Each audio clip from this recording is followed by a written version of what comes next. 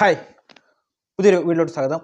ഇന്ന് വന്നിരിക്കുന്നത് അതിനു മുമ്പ് എല്ലാവർക്കും അഡ്വാൻസ്ഡ് മെറി ക്രിസ്മസ്. ഇന്ന് വന്നിരിക്കുന്നത് അവതാർ 3 ഫയർ ആൻഡ് ആഷ് റിവ്യൂലോട്ടാണ്. ഈ ഒരു പടം റിവ്യൂലോട്ട് പോകുന്നതിന് മുമ്പ് ഇതിന് മുമ്പലത്തെ 2 പാർട്ട് അവതാർ ഫസ്റ്റും സെക്കൻഡും അതിനെപ്പറ്റി ഒരു റിവ്യൂ പറഞ്ഞിട്ട് ഞാൻ ഇതിനകത്തോട്ട് വരാം, ഫയർ ആൻഡ് ആഷിലോട്ട് വരാം. അവതാറിൻ്റെ ഫസ്റ്റ് പാർട്ട് ഇറങ്ങുന്നതെന്ന് പറഞ്ഞാൽ 2009 എനിക്കൊന്ന് അന്ന് 2009 ഞാൻ 10ാം ക്ലാസ്സിൽ പഠിക്കുന്ന സമയം ഡിസംബറിലോ കണ്ടാന്ന് തോന്നുന്നു അതിൻ്റെ റിലീസ്. ഭയങ്കര പ്രൊമോഷൻ എന്ന് പറഞ്ഞാൽ ടൈറ്റാനിക്കിന് ശേഷം ജെയിംസ് കാമറൂൺ ഡയറക്ഷൻ ചെയ്യുന്ന സിനിമ എന്ന് പറഞ്ഞുകൊണ്ട് ഭയങ്കര പ്രൊമോഷനായിരുന്നു. അന്നത്തെ സമയത്ത് 1200 കോടിക്കായി പടം ഇറങ്ങിയത്, അതായത് അവതാറിൻ്റെ ഫസ്റ്റ് പാർട്ട്. അത് ടെക്നോളജി രംഗത്ത് മാറ്റം വരുത്തി ഏറ്റവും പുതിയ ടെക്നോളജി വെച്ച് എടുത്ത ഏറ്റവും ലോക സിനിമയിൽ ഏറ്റവും വില കൂടിയ ഏറ്റവും ബഡ്ജറ്റ് കൂടിയ പടം കൂടിയായിരുന്നു അവതാർ. 1200 കോടി അന്ന് തോന്നുന്നു. അന്ന് വാർത്തകളിലൊക്കെ ഭയങ്കര ഇതായിരുന്നു. അപ്പോൾ അത് കണ്ടത് എനിക്ക് ഓർമ്മയുണ്ട്. ഞാൻ അന്ന് ആ പടം എനിക്ക് തിയേറ്ററിൽ മിസ്സായതാണ്. ഞാൻ പിന്നെയാണ് ആ പടം കണ്ടത്. അതിന് മുമ്പെന്ന് പറഞ്ഞാൽ ടൈറ്റാനിക് ആയിരുന്നു ലോക റെക്കോർഡിട്ട ടൈറ്റാനിക് ആയിരുന്നു. ടൈറ്റാനിക്കിൻ്റെ കളക്ഷൻ മറികടന്നത് അവതാറായിരുന്നു. അപ്പോൾ അത്രയും വർഷം, അതായത് ആ ടൈറ്റാനിക് 97 തോന്നുന്നു ഇറങ്ങുന്നത്. വേറെ രസം എന്തെന്ന് പറഞ്ഞാൽ ഈ ടൈറ്റാനിക്കിന് മുമ്പേ അവതാറിൻ്റെ സ്ക്രിപ്റ്റ് ജെയിംസ് കാമറൂൺ എഴുതി തീർത്തതാണ്. പക്ഷേ അതിൻ്റെ അന്നത്തെ സമയത്ത് ആ ടെക്നോളജി അത്ര വളരാത്തതുകൊണ്ട് 15 വർഷത്തോളം പുള്ളിയുടെ കൈ ആ സ്ക്രിപ്റ്റ് വെച്ച് പിന്നാണ് 2009 ആ പടം ഇറക്കിയത്. 2009 ഇറക്കണമെങ്കിലും അത് എത്ര വർഷം ഷൂട്ട് ചെയ്തിട്ടുണ്ടെന്ന് അറിയാം. എനിക്കൊന്നും അത് ആ പടം അന്നത്തെ സമയത്ത് ആ 2009 ഇറക്കണമെങ്കിൽ അതിന് മുമ്പേ അതിൻ്റെ പരിപാടി തുടങ്ങുന്നുണ്ടായിരിക്കും. എന്തായാലും അവതാർ ഫസ്റ്റ് എനിക്കൊന്ന് നമ്മുടെ വിയറ്റ്നാം കോളനി ഉണ്ടല്ലോ, അത് കഴിഞ്ഞിട്ട് ഇറങ്ങിയതായിരിക്കും. അവതാറിൻ്റെ ഒരു സാമ്യം ഉണ്ട്, അതിൻ്റെ സ്ക്രിപ്റ്റിങ്ങിൽ ഒരു സാമ്യമുണ്ട്, നിങ്ങൾ കണ്ടു കാണുമല്ലോ. പിന്നെ അത് കഴിഞ്ഞ് 2009 കഴിഞ്ഞിട്ട് 2022 വരെത്തി fire and Avatar 2 the way of water. ഞാനിത് ഫസ്റ്റ് ഷോ കണ്ടതാണ്, Avatar the way of water 2022. അന്ന് എനിക്ക് റിവ്യൂ ഇടാൻ പറ്റിയിട്ടില്ല. അത് വെച്ച് നോക്കുവാണെങ്കിൽ അവതാർ ഫസ്റ്റിൻ്റെ അത്രയും വന്നിട്ടില്ല. സെക്കൻഡ് അതെല്ലാവർക്കും അറിയാവുന്ന കാര്യം തന്നെ. പിന്നെ വെള്ളത്തിനടിയിലെ കുറേ നല്ല വിഷ്വൽ നമുക്ക് കാണിച്ചു തന്നു. അതുകൊണ്ട് മാത്രമാണ് അത് അവതാറിൻ്റെ റെക്കോർഡ് അവതാർ 2 മറികടന്നത്. Avatar the way of water ഉണ്ടല്ലോ, അതെനിക്ക് അത്ര വർക്കാവാത്ത പടം. വർക്കാവാത്തതെന്ന് പറഞ്ഞാൽ എൻ്റെ സ്റ്റോറി തന്നെയാണ്. ഒരു സ്റ്റോറി ഉണ്ടല്ലോ, അതായത് അവരുടെ നാട്ടിൽ നിന്ന് വേറൊരു കടലിൻ്റെ ഒരു സൈഡിൽ വന്ന് താമസിക്കുന്ന നായകൻ ഇതിനകത്ത് ഫസ്റ്റിനകത്തിൻ്റെ കൂട്ടല്ല, നായകന് 4 മക്കളും ഉണ്ട്. അങ്ങനെ അവർ വന്ന് ആ മക്കളെ ഭാര്യയെ സംരക്ഷിക്കുന്നതായിട്ടൊരു സ്റ്റോറിയാണ് സെക്കൻഡിൽ കൊടുത്തേക്കുന്നത്. ഒരു തെലുങ്ക് മോഡൽ ഒരു പടം.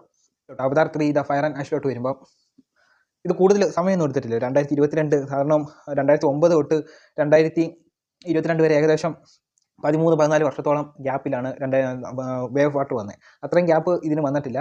പക്ഷേ എനിക്ക് തോന്നിയെന്ന് പറഞ്ഞാൽ കൂടുതൽ മാറ്റമൊന്നും വരുന്നില്ല. ഏകദേശം സെക്കൻഡിൻ്റെയും ഫസ്റ്റിൻ്റെയും ഒരു കണക്ഷൻ തേർഡിനകത്ത് വന്നിട്ടുണ്ട്. പക്ഷേ എനിക്ക് 3 പാർട്ടും കൂടെ എടുത്ത് നോക്കിക്കഴിഞ്ഞാൽ ഫസ്റ്റ് തന്നെയാണ് എനിക്ക് തോന്നിയത്. ചിലപ്പം അതുപോലത്തെ പടം നമ്മൾ ആദ്യമായിട്ട് കാണുന്നതുകൊണ്ടായിരിക്കാം. പക്ഷേ എനിക്ക് എൻ്റെ ഇപ്പോഴും ഇഷ്ടം അവതാർ ഫസ്റ്റ് തന്നെ. തേർഡിലോട്ട് വരുമ്പം കൂടുതൽ ഫയറും ആഷും ഒക്കെ വെറുതെ കാണിക്കുന്നതിന് കൂട്ടായാണ് എനിക്ക് തോന്നിയത്. പക്ഷേ കിടിലം വിഷ്വൽ. പക്ഷേ എനിക്ക് 3D പടം കാണാൻ ഭയങ്കര ഇഷ്ടമാണ്.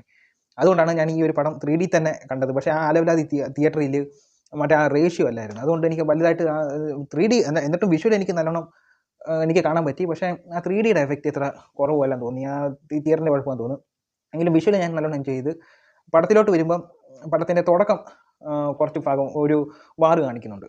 ആ വാറ് കിടലിനായിരുന്നു തുടക്കം കഴിഞ്ഞിട്ട്. പിന്നെ അങ്ങോട്ട് പടം പടത്തിനൊരു അനക്കം വരുന്നതായിട്ട് തോന്നിയില്ല. എങ്കിലും എൻ്റെ ഒരു സൈഡിൽ കൂടെ അവർ വിഷ്വലും ഇമോഷനും ഒക്കെ ഇത് കണക്റ്റ് ആക്കി കൊണ്ടുപോകുന്നുണ്ട്.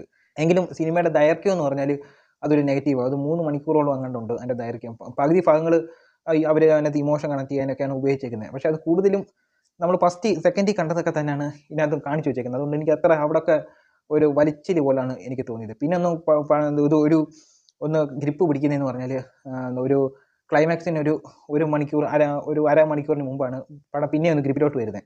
അവിടെ വെച്ച് രണ്ടാമത് നല്ലൊരു വാറ് കാണിക്കുന്നുണ്ട്. ആ വാറിൻ്റെ വിഷ്വലും ഇതുമെല്ലാം നല്ലതായിട്ട് വന്നിട്ടുണ്ട്.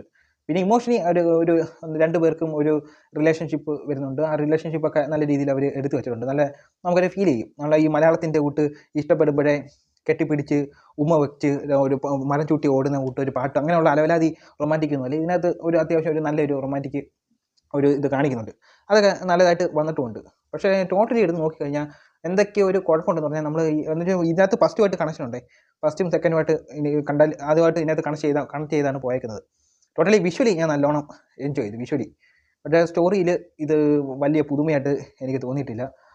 അപ്പോൾ ഇനി ജെയിംസ് കാമറൂൺ എടുക്കുവാണെങ്കിൽ ഇനി ഒരു പുതുമയുള്ള വേറൊരു സബ്ജക്റ്റ് എടുക്കണമെന്ന് ഒരു ഇതുണ്ട്. പക്ഷേ പുള്ളിക്കാരൻ്റെ സിനിമ അറിയാലോ, നല്ലൊരു മാജിക്, വിഷ്വലി നല്ലൊരു മാജിക് ആയിരിക്കും. ഇതൊരു visually മാജിക്കാണ്.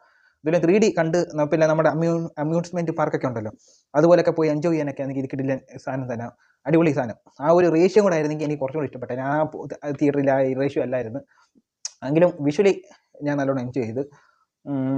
Avatar the fire and ash. പക്ഷേ ഇത് 5 പാർട്ടുണ്ടെന്ന് പറഞ്ഞുകൊണ്ടാണ് ഇതിൻ്റെ പ്രൊമോഷൻ വന്നേക്കുന്നത്. ഇപ്പോൾ ഇത് 3ാമത്തെ പാർട്ട്. ഇനി അടുത്ത പാർട്ടിൻ്റെ ആയാലും എനിക്കറിയത്തില്ല. എങ്കിലും ഒന്ന് മാറ്റി പിടിച്ച വേറൊരു സബ്ജക്റ്റ് എടുത്താൽ നല്ലതായിരിക്കും എന്ന് തോന്നുന്നു. അപ്പോൾ ഇത്രയേ ഉള്ളൂ. എല്ലാവർക്കും ഒന്നുകൂടി ഒരു മെറി ക്രിസ്മസ് പറഞ്ഞുകൊണ്ട് വീഡിയോ അവസാനിപ്പിക്കാം. അടുത്തൊരു വീഡിയോ വരെ ബൈ.